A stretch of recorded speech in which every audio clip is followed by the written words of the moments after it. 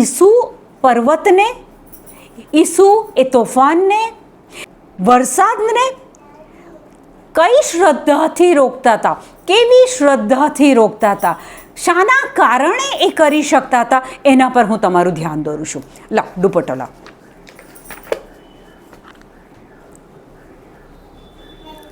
હવે આ દુપટ્ટો મારા હાથમાં છે, બરાબર? ઓકે. હવે માનો કે આ દુપટ્ટો અહીંયા પડ્યો છે. ઓકે. આ દુપટ્ટાને હમણાં હું કહું કે ઉઠ અને જા મારા કબાટમાં બેસી જા, સાંભળે છે? નહીં સાંભળે. હું આ દુપટ્ટાને કહીશ ઉઠ અને આ સોફા પર જતો રહે, માને છે? નહીં માને. પણ આ જ દુપટ્ટાને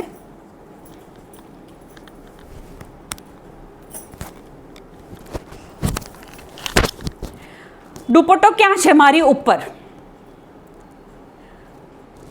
મારો હાથ ક્યાં છે? દુપટ્ટાની અંદર.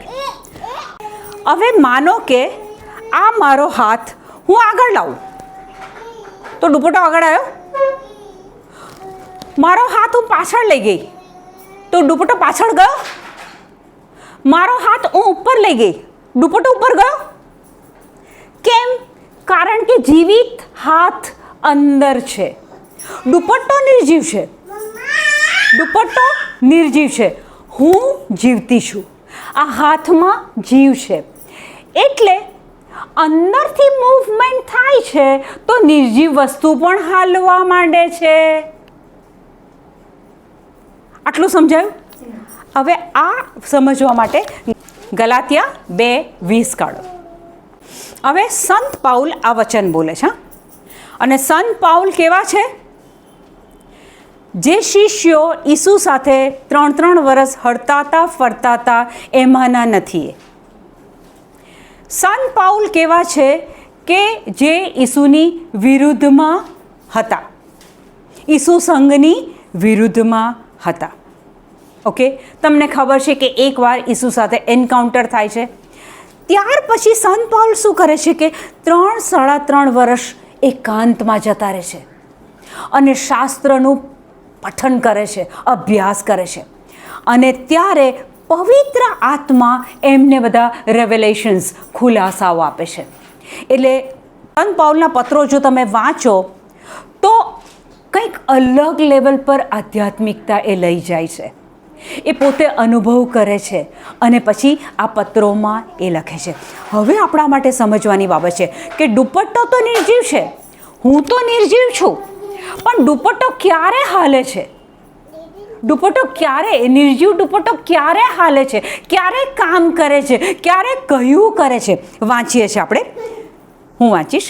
ગલાતિયા 2:20. ખ્રિસ્તની સાથે જ હું પણ ક્રૂસે જડાયેલો છું.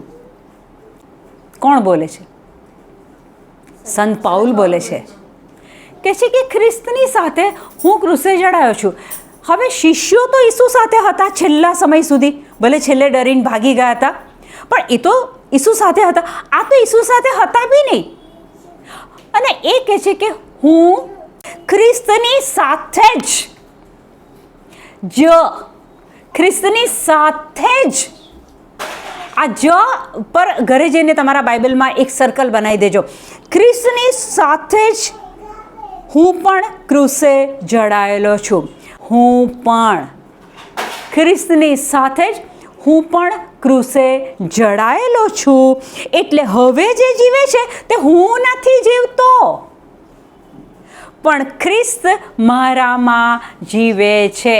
મારું આ આઉટર પાર્ટ, મારું શરીર, એ આજ ને કાલ માટી ભેગું થઈ જવાનું છે, પણ એની અંદર કોણ રહે છે? ખ્રિસ્ત, પરમેશ્વરનો અભિષિક્ત. એ ખ્રિસ્ત મારી અંદર રહે છે. ખ્રિસ્તની સાથે હું પણ ક્રૂસે જડાયેલી છું. હવે જે જીવે છે તે હું નથી જીવતી, પણ ખ્રિસ્ત મારામાં જીવે છે. હવે ખ્રિસ્ત સજીવન છે, આલ્ફા અને ઓમેગા, આદિ અને અંત. ઈસુનું કદી મૃત્યુ થાય નહીં. એ ખ્રિસ્ત મારી અંદર જીવે છે, એ જીવિત ખ્રિસ્ત મારી અંદર જીવે છે. હવે જ્યારે હું પર્વતને હુકમ આપું ત્યારે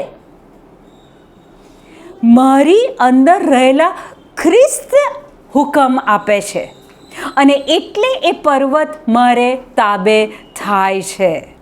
સંત પાઉલ કહે છે, હું નથી જીવતો, મારી અંદર ખ્રિસ્ત જીવે છે.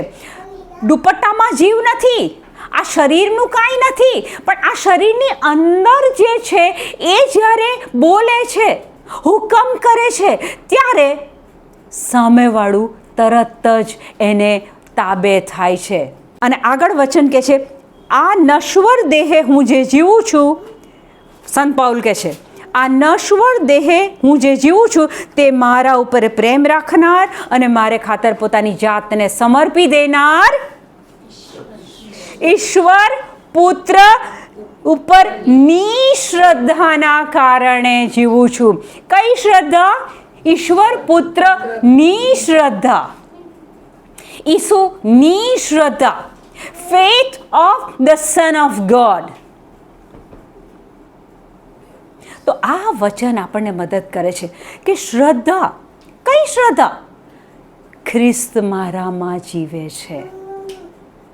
આ નશ્વર દેહે હું જેવું છું તે નહીં, ખ્રિસ્ત મારામાં જીવે છે. દુપટ્ટો જેમ આ હાથનું કયું માને છે, કારણ કે આની અંદર જીવ છે. મેસેજ સાંભળવા બહુ જરૂરી છે, પણ જો આપણે એ શ્રદ્ધાથી, ઈસુની શ્રદ્ધાથી જીવીએ છીએ કે ખ્રિસ્ત મારામાં જીવે છે, ઘરે જઈને છે ને આ વચન 50 વાર બોલજો. ખ્રિસ્તની સાથે જ હું પણ ક્રૂસે જડાયેલી છું. હવે જે જીવે છે તે હું નથી જીવતી, ખ્રિસ્ત મારામાં જીવે છે. આ નશ્વર દેહે હું જે જીવું છું તે મને પુષ્કળ પ્રેમ કરનાર અને મારા માટે પોતાની જાતને સમર્પી દેનાર ઈશ્વર પુત્રની શ્રદ્ધાને આધારે જીવું છું. Faith comes by hearing and hearing by the word of God. ખ્રિસ્તના સંદેશા સાંભળવાથી શ્રદ્ધા વધે છે. તમે આ વચન બોલશો, તમે સાંભળશો, તમે બોલશો, તમે સાંભળશો, અને ત્યાં એ તમારી અંદર એ અવેરનેસ આવશે, એ શ્રદ્ધા વધશે, એ ખ્રિસ્તની શ્રદ્ધા વધશે.